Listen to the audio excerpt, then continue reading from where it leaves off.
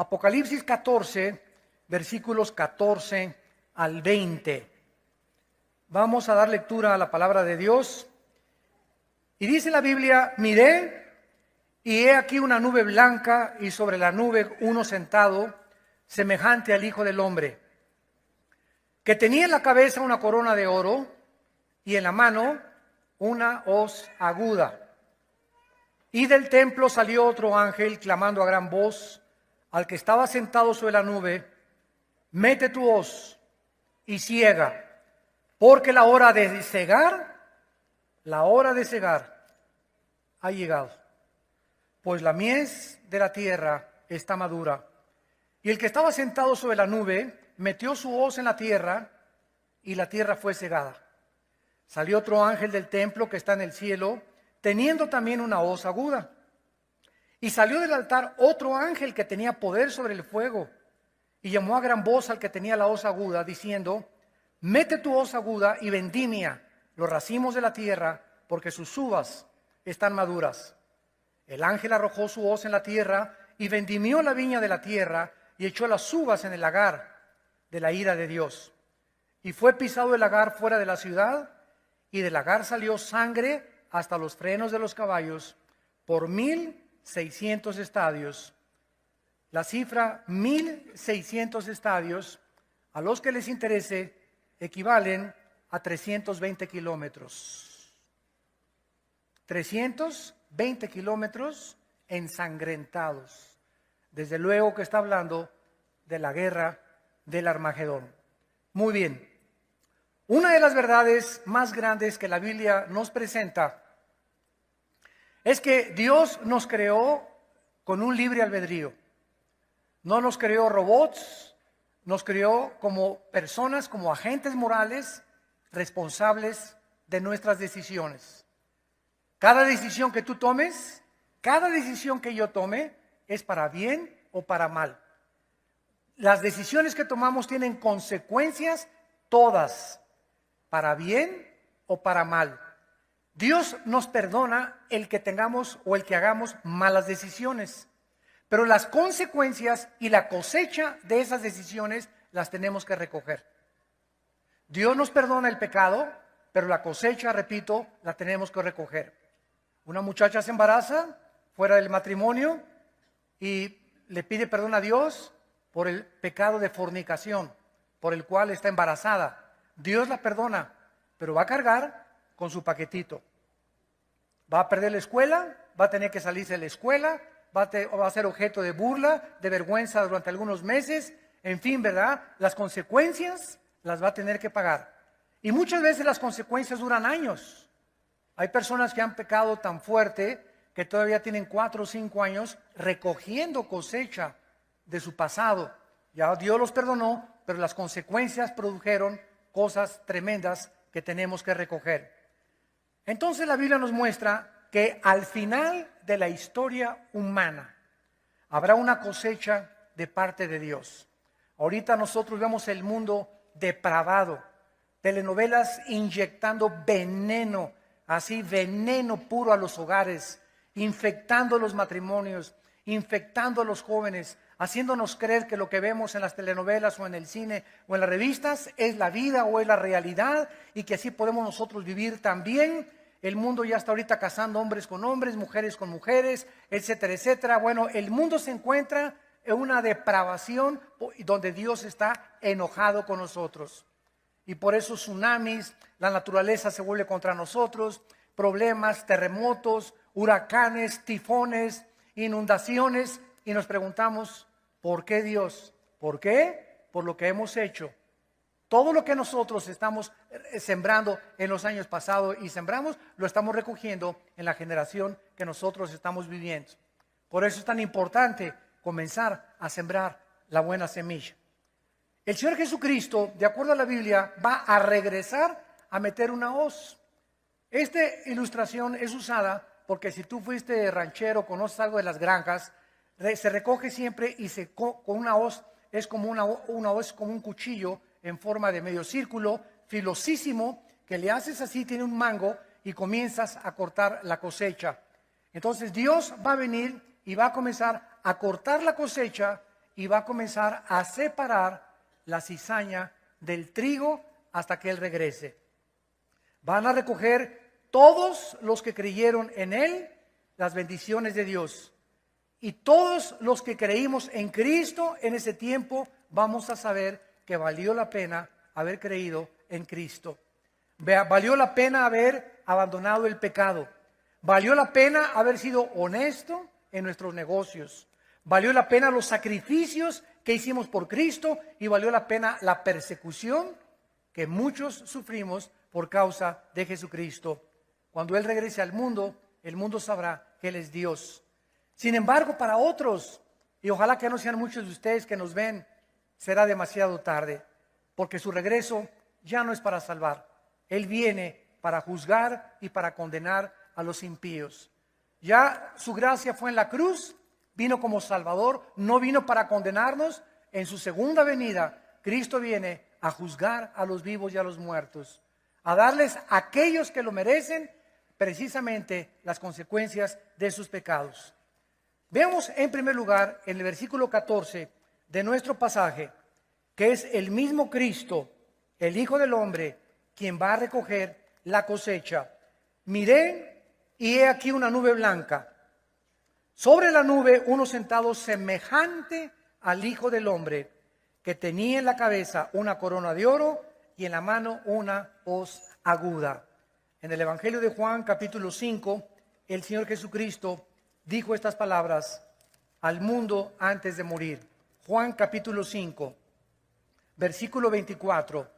De cierto les digo, el que oye mi palabra y cree al que me envió, tiene vida eterna y no vendrá condenación, mas ha pasado de la muerte a la vida. Dios promete que cualquiera de ustedes que primero oigamos la palabra, porque la fe es por el oír, y creamos la palabra que ustedes en esta tarde están escuchando, no habrá juicio contra ustedes. La palabra condenación en el griego, crisis, con K, significa juicio o sentencia del juez condenatoria. Es cuando el juez golpea ahí su escritorio con un mazo y dice 5 años de prisión. El juez ya escuchó el jurado, ya escuchó al abogado defensor, ya escuchó al abogado acusador. El juez llega a la determinación final, dicta la sentencia. Ustedes son culpables a la pena de muerte o 50 años de prisión, etcétera, etcétera. Eso es lo que significa la palabra condenación. Se usa también en Romanos 8:1. No habrá ninguna condenación, no hay ningún juicio, ya no hay sentencia contra aquellos que están en Cristo Jesús. ¿Por qué Dios ya no nos va a juzgar cuando muramos a los cristianos? Porque ya nos juzgó en la cruz. Cuando Cristo moría en la cruz del Calvario, Romanos capítulo 6, nosotros estábamos en Él, siendo castigado Cristo por nuestros pecados. Cristo, al morir Cristo, nosotros morimos con Cristo. Al ser enterrado Cristo, somos enterrados con Cristo. Y cuando Cristo es resucitado, resucitamos con Él. Esto es algo que trasciende nuestro entendimiento, pero Él ya pagó nuestros pecados, ya fuimos juzgados en el momento de creer. Ahora Dios dice, hijo e hija, tú eres culpable y yo, el juez cósmico del universo, te declaro inocente. Justificados por la fe, tenemos paz para con Dios por medio de Jesucristo. Esta es la razón por la cual la salvación no se puede perder, porque ya la sentencia fue dictada. Ya no puede haber nadie, dice Romanos 8, ¿quién podrá condenarnos cuando Él nos justificó? ¿Pero quién nos podrá separar del amor de Cristo? ¿Los ángeles? ¿El pecado? ¿La desnudez? ¿El hambre? ¿La persecución? Ante todas estas cosas somos más que vencedores. Cuando alguien dice que la salvación se pierde si después de Cristo yo me porto mal, entonces le digo, ¿verdad? Tú sigues creyendo la doctrina romana. Esta es una enseñanza que viene de Roma, que se infiltró a las iglesias cristianas. En Roma se cree que Cristo salva más los sacramentos. Cristo salva más las buenas obras. Y si no te portaste lo suficiente bien, hay un purgatorio. Ya en el purgatorio vas a, de acuerdo a Roma, a purgar 10,000, 20,000 años para que ya que estés bien limpiecito, ya que el fuego te quemó todo, ya puedes pasar al cielo. Bueno, ¿verdad? Eso no está en ninguna Biblia, ni en la Biblia del Mormón tampoco. Entonces, esa doctrina entró a la iglesia cristiana, que está bien, yo necesito a Cristo, pero después de Cristo necesito portarme bien. Sí, claro que necesitamos portarnos bien, pero no para salvarnos. Nuestras obras van a ser el fruto de nuestra salvación, no el medio de nuestra salvación. Porque después de recibir a Cristo, las obras que hacemos, las obras las hacemos para demostrar que somos cristianos, porque somos hechura suya, creados en Cristo Jesús para buenas obras, las cuales Él preparó para que anduviéramos en ellas. Efesios 2:10. Pero no digas que después las buenas obras están contribuyendo a la salvación, porque entonces la fórmula sería gracia más buenas obras igual a salvación. Y al llegar al cielo le decimos a Pedro, déjame entrar, Pedro. ¿Por qué? Te contesta Pedro y le dices, porque por la gracia de Cristo me salvó, pero aparte me porté bien, Pedro. Ah, entonces hay obras que contribuyeron a la salvación de Cristo. O sea, me estás diciendo que el sacrificio de Cristo estuvo incompleto. Que solamente Cristo te perdonó tus pecados pasados, no los presentes ni los futuros. Y la Biblia dice que nos perdona los pecados pasados, presentes y futuros. Además, la pregunta es, ¿quién no va a morir en pecado? Ni Santa Gertrudis. Todos tenemos que morir algún pecado. A lo mejor te enojas y atacas contra esposa y vieja, esto y pum, das el azotón. ¿Y eres cristiano que te vas al infierno? Pues no, ¿verdad? ¿Por qué? Porque alguien ya pagó por tus pecados. Si no, tendría Cristo que volver a morir para pagar por tus pecados. Podemos agarrar ahorita la carretera y chocar y morirnos, y a lo mejor hoy no le pedí perdón a mi esposa, o hiciste algo ayer, o eres una tranza y viste una cosa y no hiciste algo bueno y te mueres, te vas al infierno. No, ¿por qué? Porque por la gracia de Dios nos dio una salvación eterna, pero vas a perder en la otra vida recompensas. Vas a perder en esta vida bendiciones. Y además, si eres cristiano y toda tu vida es portarte mal, ni siquiera eres cristiano, porque fuimos creados para buenas obras. ¿Está claro?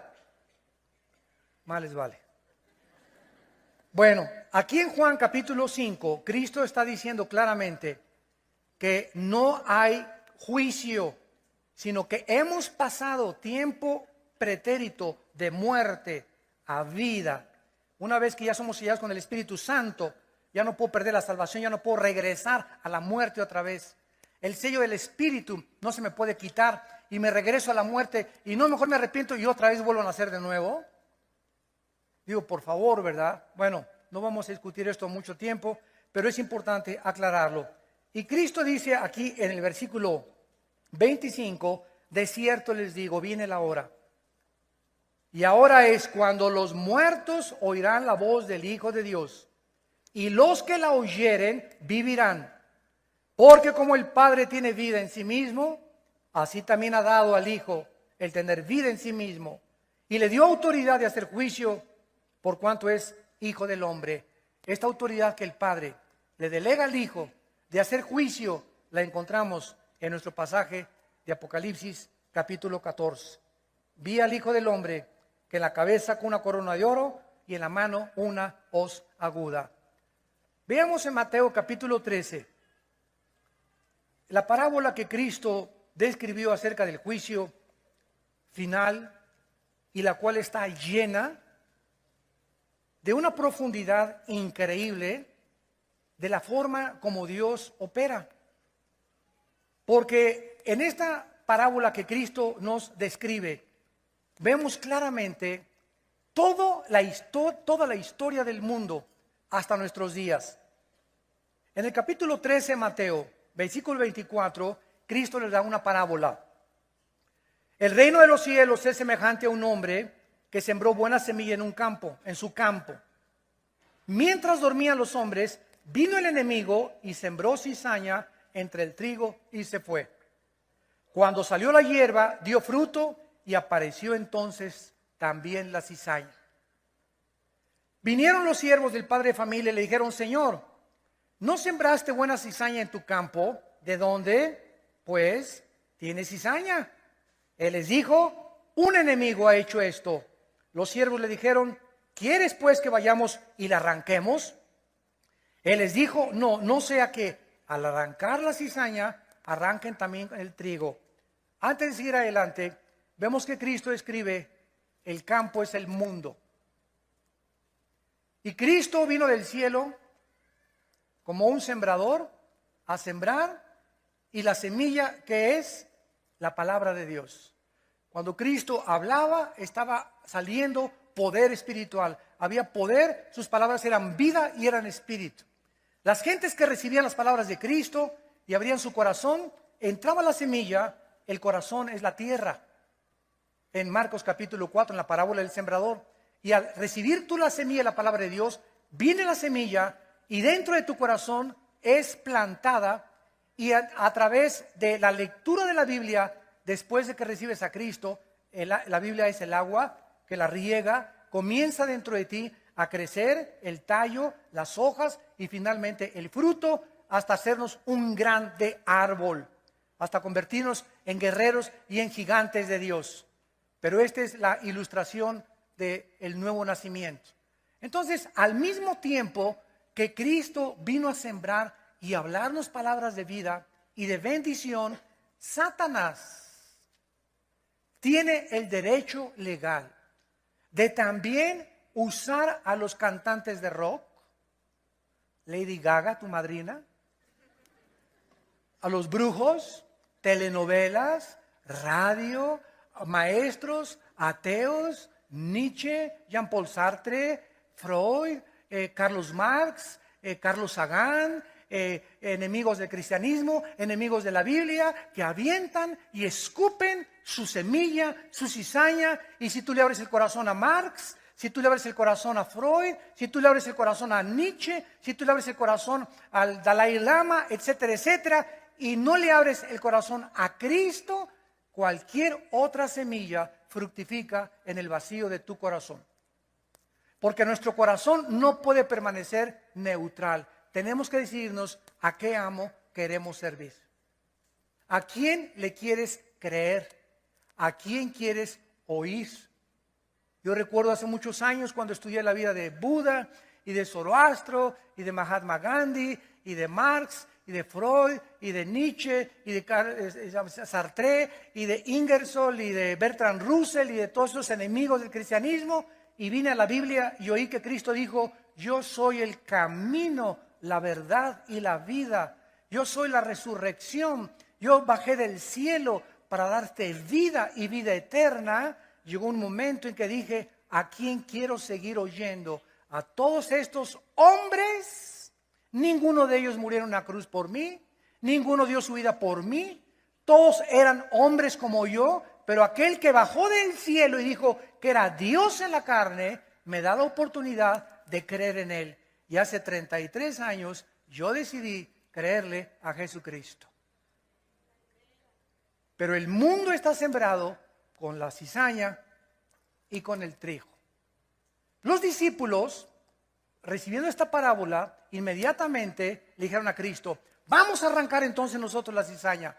O sea, la maldad que está sembrada en las películas, en las cantantes, en todos lados, las revistas. La maldad nos rodea.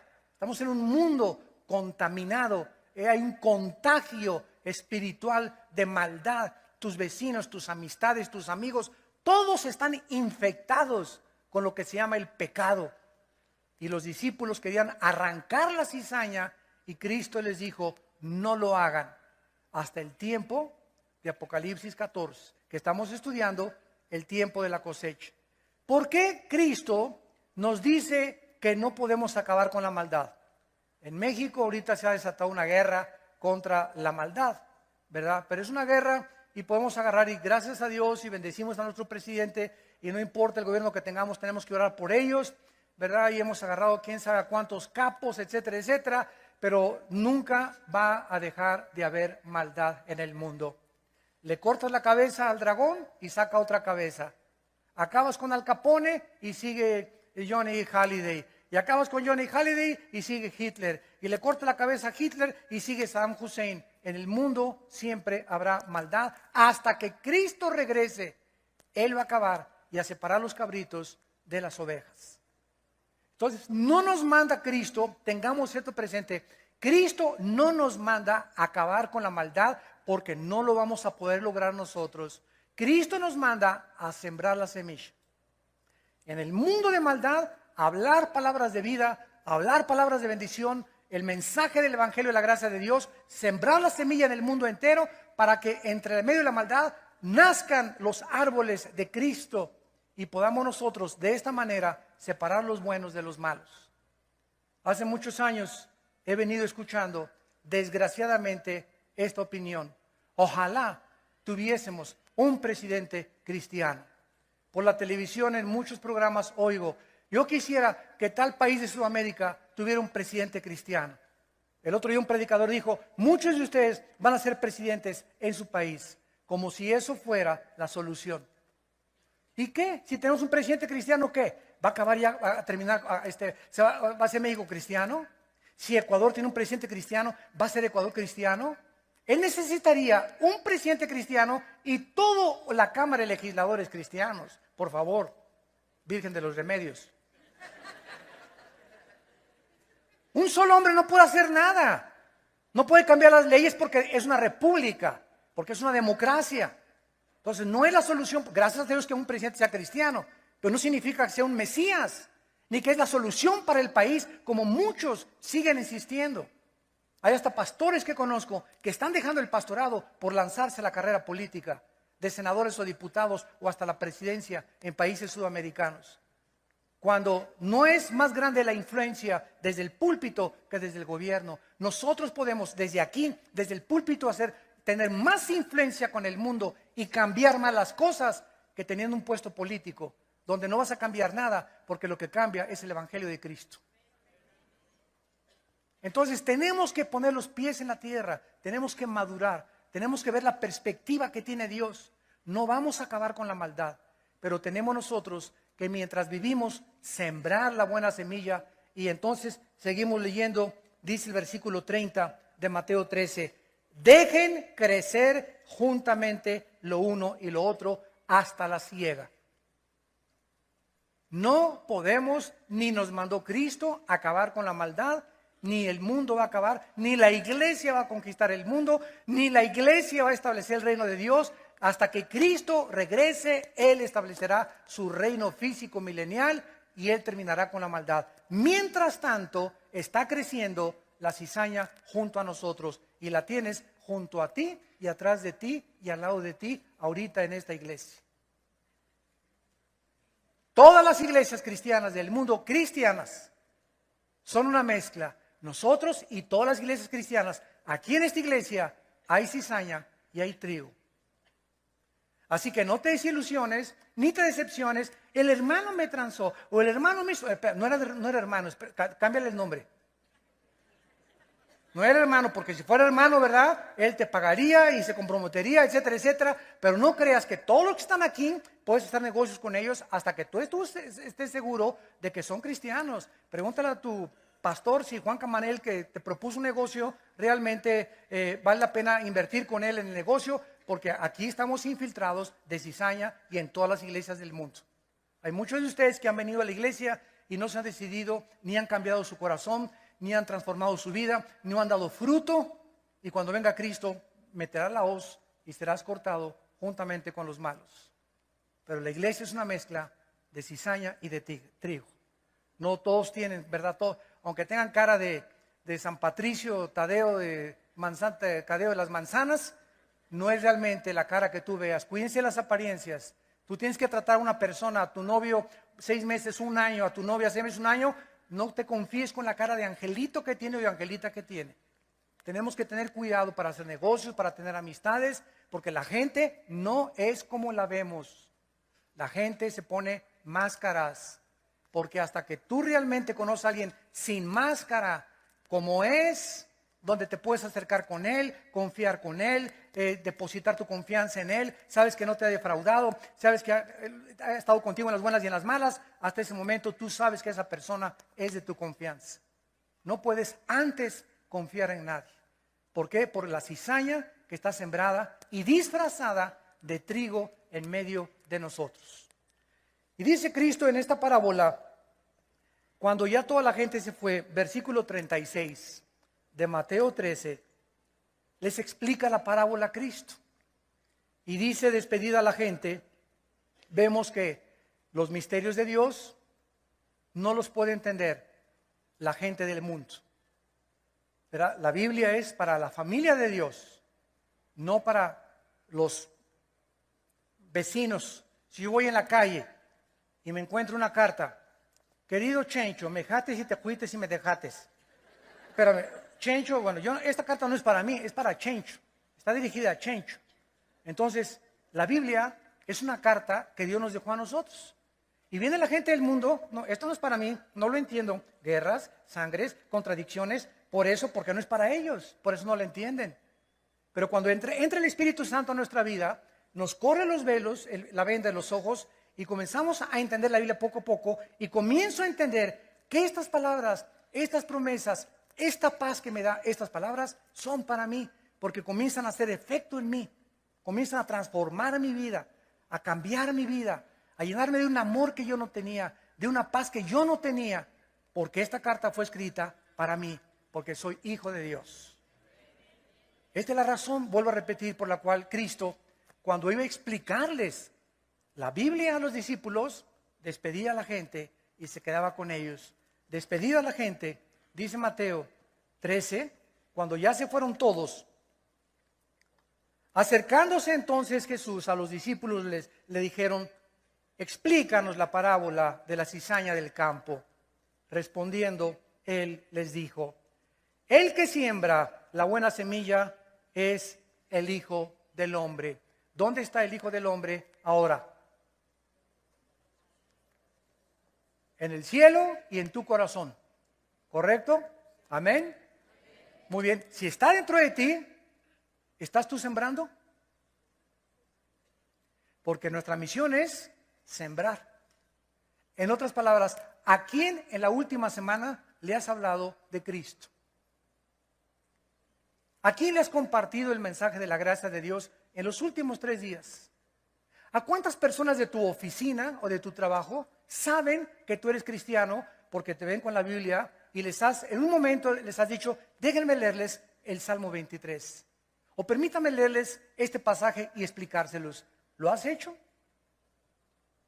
Entonces, si tú te llamas cristiano y tú no estás haciendo la función de un cristiano, que es sembrar la palabra de Dios, quiero decirte que la semilla no está en ti. No tienes al Hijo del Hombre, porque el Hijo del Hombre vino para que nosotros nos reproduciéramos y pudiéramos continuar haciendo la obra que Él hizo mientras estuvo en la tierra.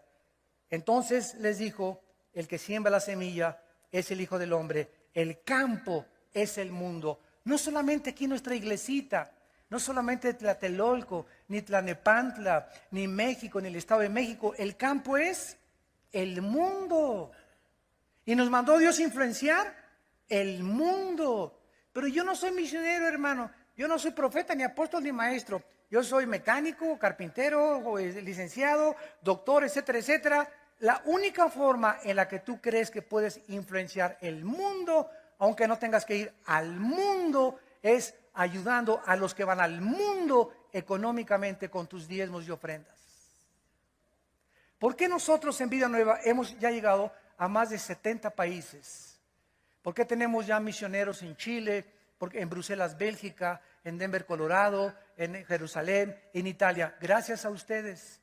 A los que no pueden ir, pero pueden ustedes sembrar y ese dinero se los mandamos a ellos para sostenerlos a ellos. Entonces no tienes que ser misionero ni pastor para ir al mundo. El día de los premios y las recompensas, Dios te va a llamar. Tú no fuiste ni a Italia, ni fuiste a África, ni conociste Estados Unidos, Sudamérica, pero tú contribuiste con el dinero para que esos obreros pudieran ser sostenidos. ¿Con qué sostenemos ahorita el orfanatorio de Jerusalén? Las criaturas que nos está entregando el gobierno de Israel, discapacitadas, tal que ya tiene ahorita 1 año y medio, que nació con una cabeza así. Ya ahorita se le redujo la cabeza, gracias a Dios. Mijal, nuestra niñita hebrea, que también tenemos ahí, los niños musulmanes que nos están llegando, lo estamos haciendo gracias a ustedes. Pero cuando en ti hay puro Monterrey y ambición y avaricia. ¿Por qué? Porque no eres generoso. ¿Por qué no ves el mundo? ¿Por qué no quisieras que el mundo conociera a Cristo? ¿Por qué? Porque no contribuyes ni haces nada, porque no tienes la semilla de Dios.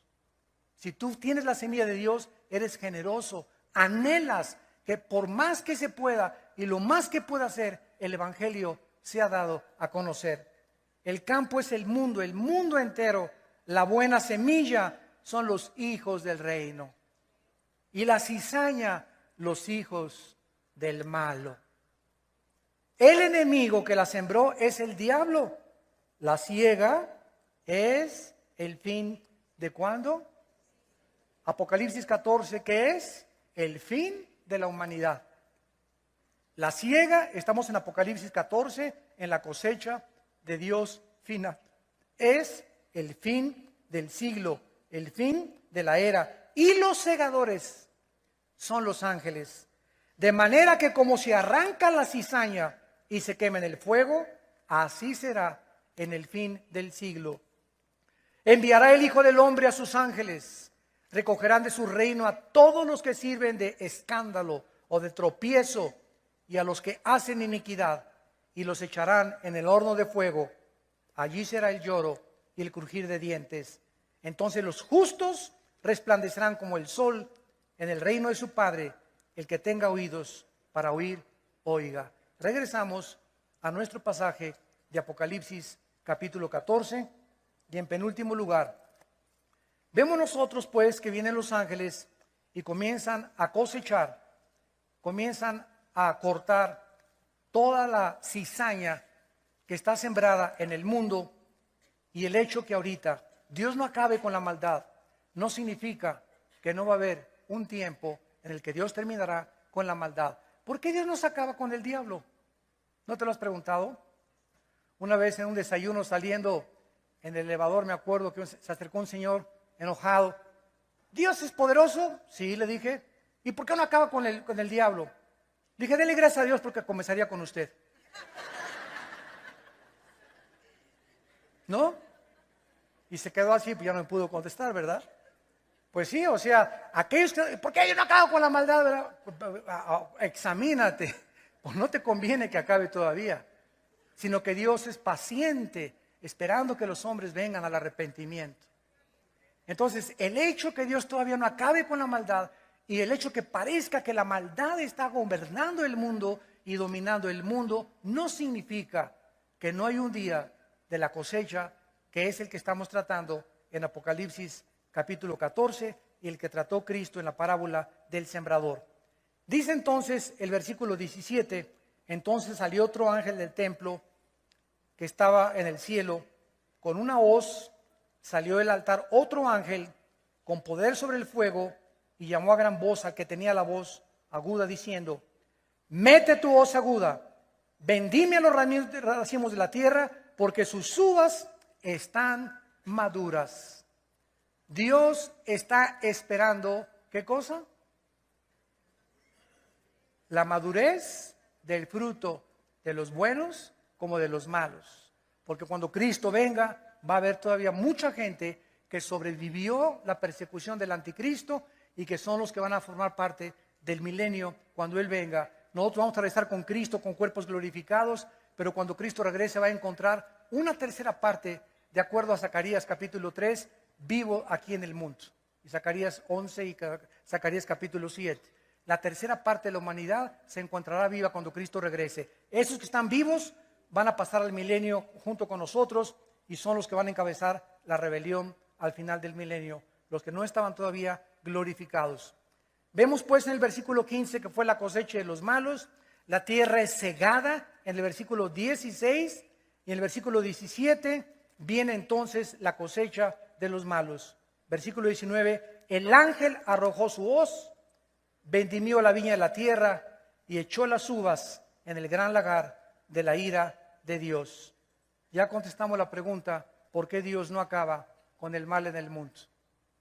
¿Por qué no detiene tantos criminales, tantos pederastas, tantos violadores, tantos asesinos, tantos secuestradores, tantos ladrones?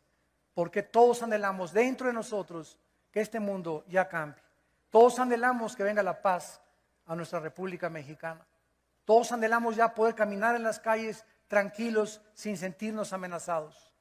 Todos queremos mandar a nuestros hijos sin el peligro y la preocupación a qué hora regresarán. No ha regresado Blanquita, Panchito, Pepito, etcétera, etcétera. Todos anhelamos un mundo mejor. Este mundo mejor lo va a ofrecer Satanás antes de que Cristo regrese. El anticristo va a cumplir las promesas, va a traer la paz entre judíos y árabes. El anticristo va a resolver los problemas económicos, va a resolver los problemas morales, va a resolver los problemas químicos, los problemas físicos, los problemas de la pobreza, etcétera, etcétera. Y el mundo le va a levantar las manos al anticristo y lo va a adorar. Y esta es la razón por la cual no esperemos antes de Cristo ningún Mesías. Ningún presidente, ningún candidato de ningún estado, de ningún partido, ningún hombre en el mundo, pongas tus ojos en él. Jeremías 17, maldito el hombre que confía en el hombre. Porque te vas a decepcionar. Los hombres no son como tú crees que son. Lo que has visto que hacen, lo hicieron con motivos equivocados. Porque hasta que Cristo regrese, Él vendrá verdaderamente a terminar con la cosecha del mundo. Y finalmente, dice la Biblia que en esta cosecha final, este ángel que regresa y que tiene poder sobre el fuego es un símbolo de Dios, del juicio de Dios. En Romanos capítulo 2, para terminar, el apóstol Pablo hace esta exhortación a la raza humana. Dice Romanos capítulo 2, versículo 2, mas sabemos que el juicio de Dios contra los que practican tales cosas es según verdad. ¿Y piensas esto, hombre, tú que juzgas a los que tal hacen y haces lo mismo, que tú escaparás del juicio de Dios? ¿O menosprecias las riquezas de su benignidad, paciencia y longanimidad, ignorando que su benignidad te guía al arrepentimiento? ¿Qué te está diciendo Dios? ¿Sabes por qué no te has muerto? Ustedes que nos escuchan por la televisión también, todos los que nos escuchan y están vivos, ¿saben por qué están vivos? ¿Sabes por qué estás vivo? Por la única razón que Dios quiere que te arrepientas. Te está dando oportunidad Dios, porque cuando venga la muerte y te agarre no arrepentido, nunca jamás en la eternidad volverá Dios a darte otra oportunidad. Hebreos 9:27. Está establecido a los hombres que mueran una sola vez y después de la muerte, inmediatamente el juicio. No hay purgatorio, no hay evolución, no hay transmigración de las almas, no hay reencarnación en cucarachas, ni en vacas, ni en toros. Después de la muerte, la Biblia dice, es el juicio final para ti y para aquellos que rechazaron a Cristo. Por su benignidad, Dios te está dejando vivir. ¿Por qué crees que estás aquí en esta tarde, en este lugar? Aquí no es coincidencia que estés aquí. A lo mejor viniste por curiosidad, o viniste para espiarnos, o viniste porque te obligaron y te agarraron de la oreja a tu esposa y te dijo, si no vienes te surto llegando a la casa. Hay muchos motivos, pero tú estás aquí y estás oyendo la bendición y la semilla que si tú le abres tu corazón a Cristo, puede tu vida cambiar y estar preparado para encontrarte con tu Dios. La benignidad de Dios te permite seguir viviendo, para que te arrepientas. Y dice el versículo 5, pero por tu dureza y por tu corazón no arrepentido, atesoras. Mientras más pasan los días y no te arrepientes, ¿qué está sucediendo? Estás amontonando así, amontonando, y una montaña. Y cuando venga Cristo, va a ser una montaña de maldades por las cuales te va a juzgar, que mientras más alto, más profundo será tu castigo en el infierno. Porque en el infierno va a haber grados de castigo. Acuérdense de eso. Cuando Cristo vino, les dijo a Corazín y Betsaida, si ustedes hubieran oído, si Sodoma y Gomorra hubiera oído el evangelio que yo estoy predicándoles a ustedes, en verdad les digo que en el día del juicio, el juicio contra Sodoma y Gomorra será mínimo, mucho menos que contra ustedes que oyeron a Cristo predicarles en persona. Así que es importante que recordemos eso. Dios te da la oportunidad para que tú vengas a Cristo en esta tarde y le recibas en tu corazón. Pero tú estás amontonando y amontonando y amontonando. Y mientras más pasan los días, más pecados haces, hasta que llega un momento en que dice Dios, se finí. Caput. Basta. Se acabó. El hacha está puesta a los árboles y voy a vendimiar tu vida. No hay fruto, te voy a cortar y te voy a echar al lagar que arde con fuego y azufre. Dice la Biblia que Dios pagará, versículo 6, a cada uno conforme a nuestras obras. Vida eterna a los que perseveran en hacer el bien. Ira y enojo a los que son contenciosos, a los tercos, contentiosos, discuten y alegan y se defienden y no quieren a Cristo y no obedecen a la verdad, sino obedecen a la injusticia. He aquí os pongo la bendición y la maldición, dice el Señor. La bendición, si tú en esta mañana recibes en tu corazón la maldición, si tú sales por esa puerta, ¿cómo entraste? ¿Alguno acaso sabe en esta mañana que fue la última vez que Dios te habló? ¿Cuántos de ustedes Dios les ha hablado por última vez en este momento? No salgas por esa puerta, asegúrate en este momento que tú sales ya con Cristo en tu vida, asegurada tu salvación. Oremos. Padre, gracias por tu palabra en esta tarde. Gracias por tu misericordia y tu paciencia, que es precisamente por tu paciencia por la que muchas personas siguen vivas y no los has juzgado, ni las has condenado todavía, porque tú no quieres que nadie se pierda, sino que todos procedan al arrepentimiento. Pero tu espíritu no contenderá para siempre con el ser humano, porque somos responsables de nuestras acciones. Y nos hablas tratando de que abramos nuestro corazón y recibamos la semilla de la palabra de Dios que transforma nuestra vida, la de nuestro matrimonio, la de nuestros hijos. En esta mañana yo los invito a muchos de ustedes que vengan a Cristo, que vengan a la cruz, que te arrepientas de tus pecados y de tu vida de una vez por todas. Arregla tus cuentas hoy que estás vivo y sano, sana. No dejes un día más. No salgas de este lugar con la completa seguridad que tus pecados han sido perdonados.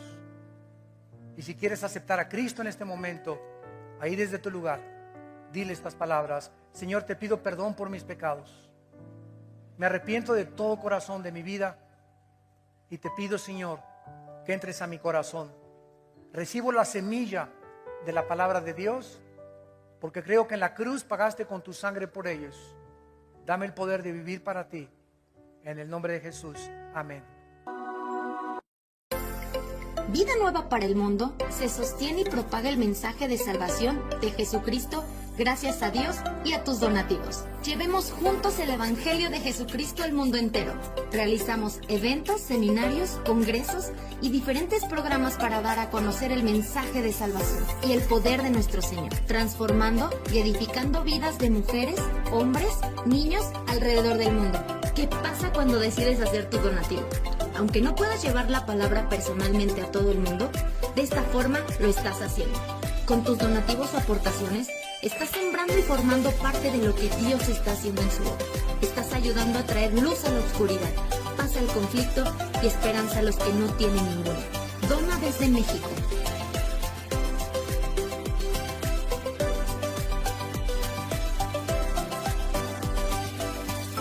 Dona desde Estados Unidos.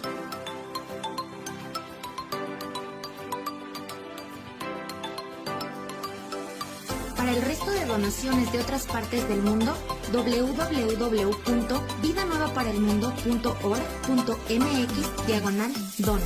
Estamos cumpliendo la gran comisión.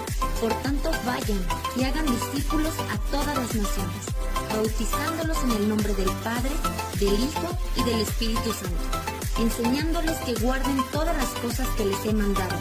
Y he aquí que yo estoy con ustedes todos los días hasta el fin del mundo.